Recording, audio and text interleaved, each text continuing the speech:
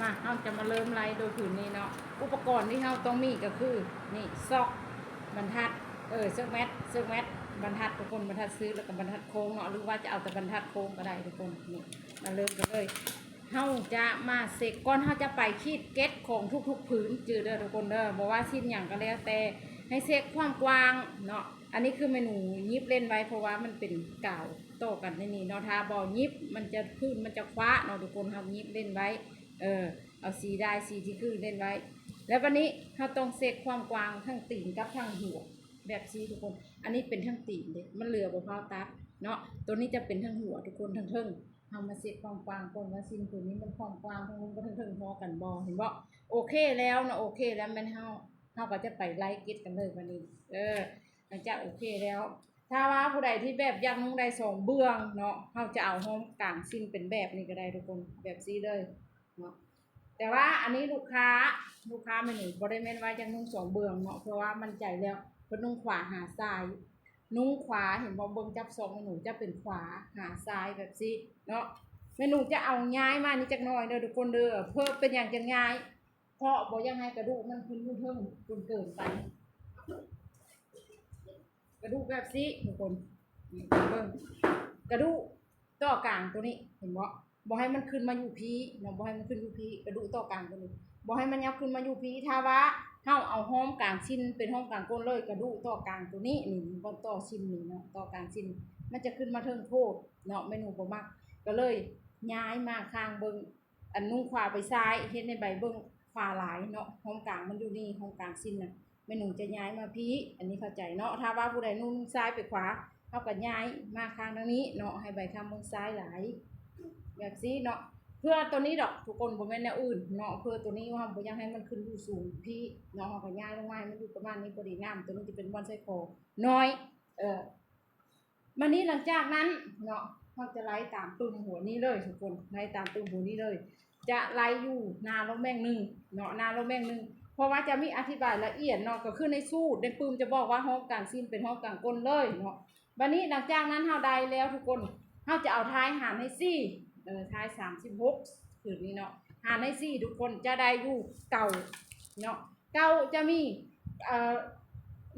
2 3 4ไปเนาะวงมนไปก็คือข้อ1ก็คือจะมีหมายเลข1อยู่ในนี้ห้องกลางก้นเป็นห้องกลางสิ้น2ซอกเก็ตท้ายเอาท้ายหารให้ซี่ก็คือข้อ2และนี่เนาะข้อ2เอาท้ายหารให้ซี่ท้าย36หารให้ซี่จะได้อยู่เก่าทุกคนเก่าเฮาจะแทกจากนี้ออกไปเนาะจะเป็นโลแม่งจะเป็นตัวเลขไปให้ดอกหลังจากเฮาแทกข้างนี้แล้วเฮากลับมาแทกข้างนี้ต่อทุกคนนี่อันนี้จะได้ท้ายคางบนซ้ายแล้วก็ท้ายคางบนขวาเนี่ยเขาจะใช้บรรทัดซื้อแบบนี้จะขีดไว้เนาะขีดไว้แล้วหลังจากนั้นเราได้ตัวนี้แล้วเราจะมาสอกเก็ตห้างทุกคนขั้นตอนต่อไปสอกเก็ตห้างเนาะขั้นตอนที่3เห็นบอกในปืมจะมีบอกละเอียดทุกคนเก็ตห้างเนี่ยก็จะมีบอกให้ว่าเอาเท่าไหร่เนาะทุกคนท้ายแอวท้ายเท่านี้เราสมควรเอาเท่าใดตัวนี้จะบ่มีผลต่ออย่างเด้อทุกคนเด้อแต่ว่ามันห่างหลายกับขี้ร้ายเนาะมันโจหลายกับขี้ร้ายแบบซี่นี่หลังจากนั้นเราก็ขีดไว้แบบซี่สำหรับมือใหม่เด้อวันนี้เราได้แล้วเนาะ4เกตท้ายคางบนขวาท้ายคางบนซ้ายแล้วก็อันเส้นก้นห่างเรายังบ่ได้หัวเกตทุกคนบ่ได้หัวเกตสำหรับหัวเกตของไซส์นี้หรือว่าของทุกๆไซส์ทุกคนให้เอาท้ายลบให้แอวท้าย37ลบให้ท้าย36ลบให้37ครึ่งเนาะก็จะได้อยู่ 8.4 ทุกคนแสดงว่าท้ายลื่นแอว8ครึ่งเนาะวันนี้ให้ไปเบิ่งดูหน้าที่7ทุกคนจะบอกไปละเอียดแบบนี้เด้อทุกคนเด้อให้มาเบิ่งดูหน้าที่7สำหรับหัวเก็ตนี่นะคะก็มาเบิ่งแล้วลื่นกันอยู่8ครึ่งเอาเท่าใดนี่ก็มีบอกให้เก็ตไงเอาเท่าใดนี่เฮาก็จะขีดเลยขีดตามเมนูบอกเลยทุกคนเก็ตก้นเอาเท่าไหร่นี่ก็มีบอกให้เนาะง่ายๆแบบสีเลยเด้อทุกคนเด้อสองข้างนี่เนาะเฮาก็จะเอาคือกัน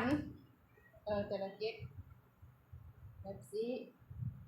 วันนี้เก็ตหน้าเอาเท่าไหร่ความยาวของเก็ตหน้าเอาเท่าไหร่ก็จะมีให้คือกันเด้อแบบละเอียดเก็ตก้นท้ายผู้ใดที่แบบว่าท้ายโตนแน่เฮาก็จะใส่บรรทัดโค้งเนาะตัวนี้เก็ตท้ายเก็ตใหญ่เฮาก็จะใส่บรรทัดโค้งแบบซี่ทุกคนผู้ใดท้ายโตนแน่บ่ต้องกินตัวนี้ลงหลายเด้อเห็นบ่สังเกตถ้าว่ากินตัวนี้ลงหลายมันจะหัดท้ายโพดเนาะผู้ใดที่ท้ายโตนท้ายใหญ่ทุกคนนี่ถือว่าแล้วทุกคนการไล่ไซส์นี้เนาะเห็นบ่มันจะง่ายแฮงมันจะมีอยู่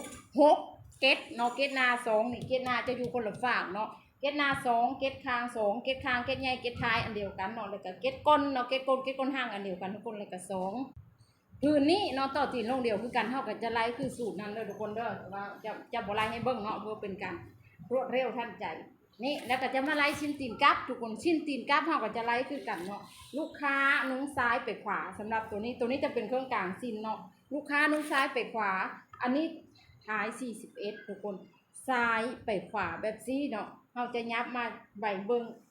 นี่ใบเบิ้งขวาจักหน่อยเพื่อให้ใบเบิ้งซ้ายหลายแต่ว่าเราจะบอกเอาหลายเพราะว่าเป็นคนตุ้ยเนาะทุกคนแล้ววันนี้เราเอาท้าย41นี่หารให้4คือเก่าทุกคนท้าย41หารให้4เนาะจะได้อยู่10ปลายนี่ได้10เท่าไหร่แล้วแทกออก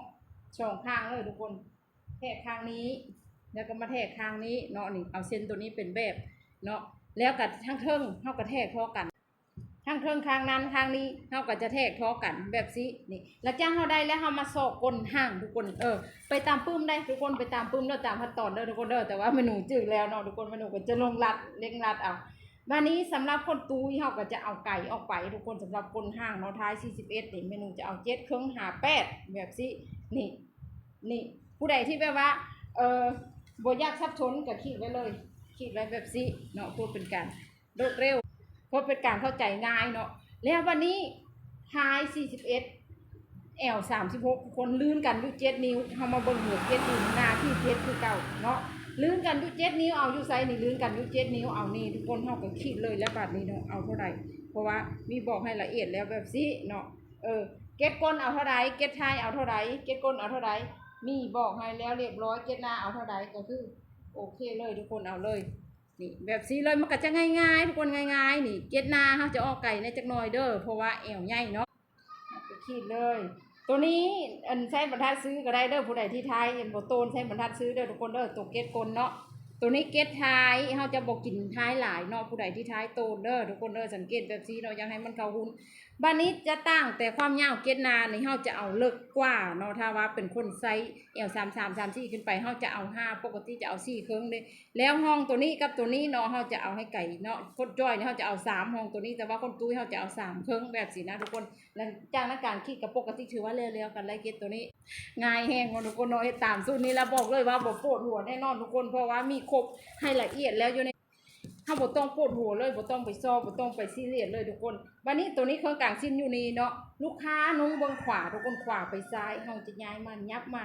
จากเครื่องกลางก้นในจักหน่อยเห็นบ่โอ้ยคนบ่เป็นบ่เก่งก็สามารถเป็นได้ทุกคนบัดนี้ตามสูตรคือเก่าเนาะในปุ่มเมนูบอกว่าเอาท้ายหารใน4ทุกคนท้าย38เครื่องหารใน4เนาะได้อยู่เก้าไปปลายนี่เก้าไปปลายแทกจากจุดแดนกลางตัวนี้ออกไปเลยจากจุดขีดแทกออกมาส่งพระข้างแทกออกมาส่งพระข้างแล้วเฮาไปเก็ดห้างจะเอาข้างละ3เครื่องเด้อทุกคนเด้อข้างนี้3เครื่องข้างนี้3เครื่องรวมกันอยู่จะเป็น7วันนี้ไซส์นี้ L38 ท้าย38เครื่องเนาะ L38 เครื่องท้าย38เครื่องลื่นกันอยู่10นิ้วมาเบิ่งอยู่หน้าที่7ได้เลยทุกคนมีเท่าใดขีดเลยง่ายแห่งการคิดเก็ตคือเก่าทุกคนเห็นบ่ปวดหัวบ่ซ้อสมองแล้วก็มีอีกหลายๆวิธีหลายๆแบบหลายๆคำอธิบายอยู่ในปุ่มหัวนี้เรียบร้อยเนาะทุกคนเนาะแล้วไปต่อสิ้นแบบนี้เฮาจะไล่บ่คือกันลูกค้านุ่งขวาไปซ้ายมาหน้าโลแม่งที่3ทุกคน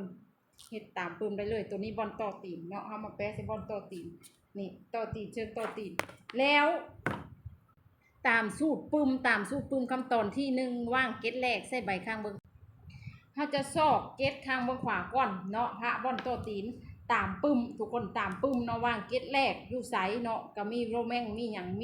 ยังบอกให้เนาะตัวนี้อยู่โรแม่ง3บัดนี้หลังจากนั้นเฮาได้เก็ตข้างเบิ่งขวาแล้วทุกคนขั้นตอนต่อไปเอาท้ายหารใน2เด้อบัดนี้เด้อบ่แม่นหารใน4เด้อทุกคนเด้อเอาท้ายหารใน2ได้เท่าใดแทกออกไปเลยแทกจากจุดนี้ออกไปผู้ใดบ่เป็นให้พับเสือกแมทเนาะท้ายเท่าใดพับเสือกแมทเลยนี่แล้วเฮาขีดจาดไปเลยหลังจากนั้นได้เท่าใดแล้วเอาท้ายมาหารใน2บัดนี้เอาตัวนี้หารใน2หรือว่าเอาท้ายหารใน4เด้อทุกคนบ่แม่นท้ายหารใน2เนาะเมื่อกี้เอาท้ายได้เส้นนี้แล้วเอาท้ายหารใน2ได้เท่าใดแทกออกมานี่หลังจากได้ตัวนี้แล้วเอาห้องนี้หารใน2หรือว่าเอาท้ายเต็มหารใน4เนาะเอาท้ายเต็มหารใน4ของเมนูจะได้อยู่10กับ2ขีดเห็นบ่บ้านแล้วจะเป็นเส้นห้องกลางก้นคือเก่าทุกคนนี่แต่ว่ามันจะบ่อยู่เครื่องกลางสิ้นเนาะ ตัวนี้จะเป็นเส้นห้อมกลางก้นทุกคนนี่แล้วจะได้เส้นห้อมกลางก้นหลังจากนั้นซอกหาเก็ดห้างเห็นบอกนี่ซอกหาเก็ดห้างแล้วมาหอดจุดนี้แล้วบัดนี้เนี่ยซอกหาเก็ดห้างนี่หลังจากเขาได้เก็ดห้างแล้วหัวเก็ดเอาท้ายลบให้แอวแล้วไปเบิ้งหน้าที่เจ็ดคือเก่าทุกคนหัวเก็ดไม่เอาท้ายลบให้แอวสมมุติให้เบิ้งเนาะแล้วไปเบิ้งหน้าที่เจ็ดเห็นบ่ไปเบิ้งอยู่หน้าที่เจ็ดคือเก่าหัวเก็ดนี่มาเลยตามนี้หลังจากนั้นได้หัวเก็ตที่เปี้ยแล้วการซอกความกว้างแม้นให้เบิ่งตามหน้าที่40เก่าแล้วกับหน้า50หลังจากนั้นเฮาได้หัวเก็ตแล้วเรียบร้อยเนาะแล้วเฮาก็ไปซอกความกว้างทุกคน